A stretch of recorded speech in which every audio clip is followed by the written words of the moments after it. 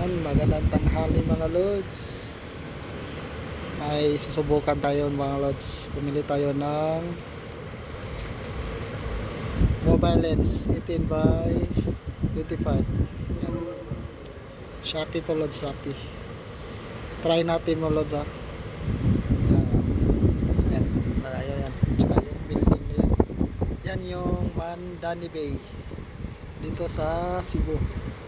Tsaka yung second bridge.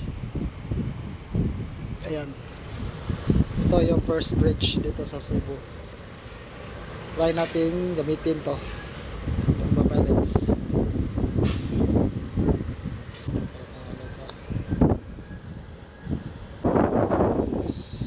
Ayan. Ayan naman, mobile lens. At saka yung second bridge, mobile lens.